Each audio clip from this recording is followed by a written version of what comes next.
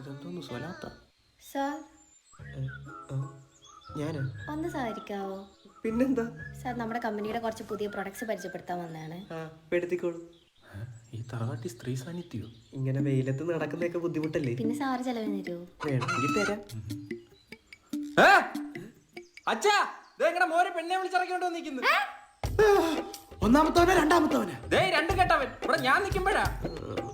എന്റെ പൊന്നുമോളെ നീവന്റെ എന്തോ കണ്ടോണ്ട്. അല്ലെങ്കിൽ ഞാൻ ജസ്റ്റ് പ്രൊഡക്റ്റ് ഈ പ്രൊഡക്റ്റിന്റെ ദൃഷ്ടി പതിഞ്ഞാ മതി, നാട്ടുകാര് പറയും പിഴച്ചൂന്ന്. ഞാൻ ജസ്റ്റ് പരിചയപ്പെടുത്ത. ആ പരിചയപ്പെട്ടോണ്ടാണല്ലോ ഈ കെട്ടും കിടക്കെ എടുത്തോണ്ട് ഇങ്ങോട്ട് വന്നത്. വേണ്ട ഫാത്തിമ, തർക്കിക്കണ്ട. ഫാത്തിമേ. പേരെന്തായിരുന്നു? ആരതി. ആരതിയായിട്ടുള്ള ആദ്യ രാത്രി ഞാൻ സങ്കല്പിച്ചു കഴിഞ്ഞു. നിന്നെ ഞാൻ ഈ പകല് താണ്ടിക്കത്തില്ല. ഇനിയൊരു ശക്തിക്കും ഞങ്ങൾ പിരിക്കാനാവില്ല. വിട്രോ. നിന്റെ കഷ്ടാലം മോളെ, ഞാൻ പോയി നിലവിളക്ക് എടുക്കട്ടെ. ഓ വയ്യേ പിന്നെ ഞാൻ തൂടെ അവിടെ ഈത്തപ്പഴത്തിന്റെ കുരുകളായാ നിക്കുന്ന. അവന്റെ പെണ്ണിറങ്ങി വന്നോണ്ട് അവൻ കെട്ടുന്നു. എന്ന് വെച്ച് ഞാനല്ലേ മൂത്തത്, അവളെ ഞാൻ കെട്ടിയിട്ട് മതി അവൻ കെട്ടുന്നത്. നിർത്തണ പൊട്ടന്മാരെ. ഭാരതി. ഭാരതല്ല ഇന്ത്യ. ആരതി. നീ പോടക്കോഴി. എന്റെ പൊന്ന് കാരണവരെ ഞാൻ എന്റെ കമ്പനിയുടെ കുറച്ച് പ്രൊഡക്ട്സ് വിൽക്കാൻ വേണ്ടി വന്നേ, അല്ലാണ്ട് തന്റെ ഓഞ്ഞ പ്രൊഡക്റ്റ് വാങ്ങാൻ വേണ്ടി വന്നതല്ല. കുറച്ച് നേരം കൊണ്ടാ പ്രസവിച്ചാനല്ലോ.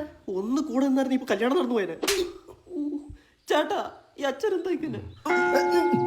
സെയിൽസ് ഗേളെ പോലും വെറുതെ ഇവിടെ